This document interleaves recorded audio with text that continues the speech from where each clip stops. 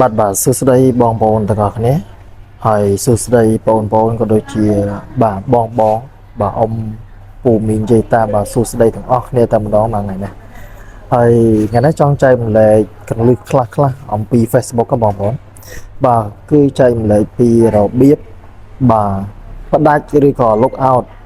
បាទនិយាយងាយយល់គឺផ្ដាច់ Facebook របស់យើងដែលកំពុងប្រើហ្នឹងណាគឺផ្ដាច់ Facebook របស់យើងក៏ខ្លួនដែលកំពុងប្រើហ្នឹងចេញពីទូរស័ព្ទដទៃឬក៏ចេញពីទូរស័ព្ទផ្សេងដែលយើងអាចនិយាយបានថាខ្លាចតួ Facebook របស់យើងនឹងខ្លាចមានបណ្ណាគេ hack ប្រើខ្លាច Facebook របស់យើងមានបណ្ណាគេកំពុងតែប្រើដែរណាដែលយើងប្រើមួយហើយខ្លាចមានដទៃជនទី2នឹងប្រើដែរអញ្ចឹងមានវិធីមួយទៀតដើម្បីឲ្យសុវត្ថិភាពមកកាន់ Facebook account របស់យើងបាទចឹងដំបូងឡើយបងប្អូនយើងត្រឡប់មកក្រុមមកវិញមកបាទយើងដំបូងយើងចូលមកក្នុង Facebook របស់យើងនេះបាទចូលមក Facebook របស់យើងហើយយើងចូលមកកន្លែងsetting បងប្អូនបាទចូលមកកន្លែង setting នេះរូបមនុស្សហ្នឹងចូលមកកន្លែង setting ហើយយើងចូលបាទទី2នេះគឺ password and security បាទយើងចូលកន្លែងហ្នឹងហើយយើងចូលកន្លែងរកពីលើមកគឺទី3បាទសទី3ហ្នឹងគឺជួរទី3គេដាក់ថា password security យើងចូលអាហ្នឹងទៀតបាទបន្ទាប់ពីយើងចូលអាហ្នឹងហើយយើងចូលកន្លែង where you login បាទយើងចូលកន្លែងហ្នឹងហើយយើងមើលឃើញថាអានេះសម្រាប់របស់ខ្ញុំនេះដោយសារខ្ញុំប្រើInstagram ដែរបាទ Instagram របស់យើងបើសិនតែចូលមកវាមានធ្លាប់ចូលតាំងពី iPhone 6 Oppo A94 បាទ12 Pro Max តែហ្នឹងវាអត់ចាំបាច់ទេបងប្អូនយើងចូលមកកន្លែងរបស់យើងវិញកុំឲ្យបាទកុំឲ្យវា bio hosting យើងនិយាយពី Facebook យើងចូលកន្លែង Facebook នេះហើយយើងមើលទៅគេដាក់ថាលុនចន្ទឌី iPhone 12 Pro Max អញ្ចឹង iPhone 12 Pro Max នេះគឺជា iPhone ដែលខ្ញុំកំពុងតែប្រើបច្ចុប្បន្ននេះបាទអញ្ចឹងហើយខាងក្រោមនេះទៀតខាងក្រោម iPhone 12 Pro Max នេះគេដាក់ថាសញ្ញាលេខបូក2ម៉អញ្ចឹងមានន័យថា Facebook នេះមានគេប្រើចំនួន2នាក់ណាបងប្អូនមានគេប្រើចំនួន2នាក់យើងចូលទាំងអស់គ្នាបងប្អូនបាទនៅពេលដែលយើងចូលមកយើងមើលឃើញថាទូរស័ព្ទគឺពិតជាមានគេចូលលេងមែនបាទទី1គឺខ្ញុំផ្ទាល់ខ្លួនហ្នឹងជាម្ចាស់ account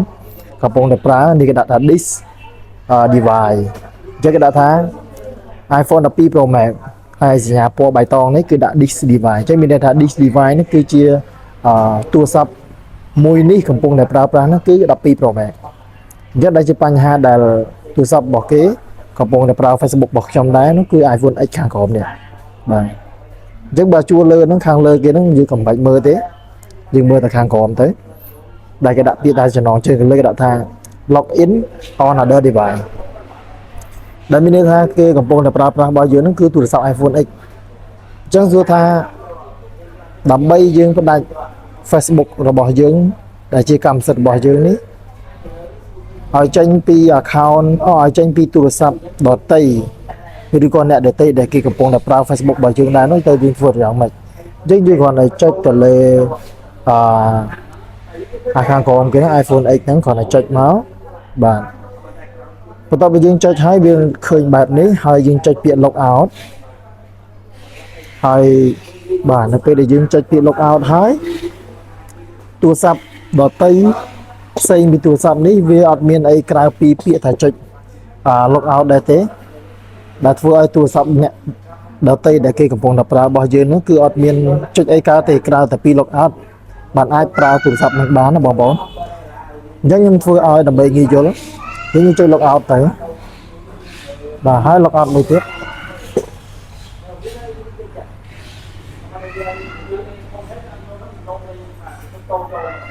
បាទអញ្ចឹងនៅពេលដែលយើងចុច log out បែបហ្នឹងហើយគឺយើងទទួលបានជោគជ័យបងប្អូនណាគឺយើងទទួលបានជោគជ័យហើយឃើញទេបងប្អូនហើយនៅលើទូរស័ព្ទដៃដទៃដែលគេប្រើ Facebook របស់យើងដែរហ្នឹងវាប្រកាសនឹងលោតពាក្យlog out ដែរបងប្អូនដែលធ្វើឲ្យទូរស័ព្ទ បោះគេដែលកំពុងប្រើប្រាស់នោះมันអាចចុចអ្វីក្រៅតែពាក្យ log out នឹងចេញសិនតោះតែគេចុច log out Facebook នឹងចេញសិនហើយបានទូរស័ព្ទនឹងប្រើបានណាបងប្អូនអញ្ចឹងអាចថាបងប្អូនមួយចំនួនគាត់ស្ដាប់កន្លែងហ្នឹងអត់សូវទាន់ព្រោះតែខ្ញុំបង្ហាញឲ្យវាជាក់ច្បាស់ហ្មងបើគាត់ស្ដាប់បានណាហើយជាមួយខ្ញុំធ្វើមើលបាទនេះណាបងប្អូនអានេះដោយសារតែទូរស័ព្ទរបស់ខ្ញុំមាន2គឺ iPhone X ហ្នឹងហើយដែលខ្ញុំប្រើខ្ញុំធ្វើវីដេអូបាញ់ណាបងប្អូនណាគឺ iPhone X មួយ model នេះហើយដែលកំពុងតែប្រើ Facebook របស់ខ្ញុំមួយទៀតអញ្ចឹងនៅពេលដែលខ្ញុំចុច log out ហើយអ្នកដទៃដែលគាត់ចូលប្រើ Facebook របស់យើងដែរពេលដែលគាត់ចូលប្រើ Facebook ចុចពាក្យចុច app Facebook ហ្នឹងទៅវានឹង load មកបែបហ្នឹងហ្មងអញ្ចឹងទូរស័ព្ទអ្នកដទៃនោះអាចចុចអីក្រៅពី OK ទេឃើញទេគេដាក់ថា session expire មានន័យថាវាផុតកំណត់អញ្ចឹងទូរស័ព្ទដទៃដែលប្រើទូរស័ព្ទដែលប្រើ Facebook របស់យើងហ្នឹងគឺគាត់មិនអាចលេង Facebook របស់យើងបន្តទៀតបានទេអញ្ចឹងគាត់មានតែចុចពាក្យថា OK ហ្នឹងហើយបាទអញ្ចឹងគាត់ចុចពាក្យថា OK អញ្ចឹងវាធ្វើឲ្យអ្នកដទៃអាចប្រើ Facebook របស់យើងបានទៀតទេណាបងប្អូនឃើញទេបាទវីដេអូរបស់យើងគឺមានតែប៉ុណ្្នឹងណាបងប្អូនបាទហើយក៏បងប្អូនបើសិនជាចូលចិត្តនៅវីដេអូដែលខ្ញុំធ្វើបែបនេះបងប្អូនកុំភ្លេចជួយចុច like ហើយក៏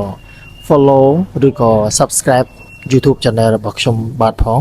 ហើយក៏ជួយឲ្យបេះដូងនៅ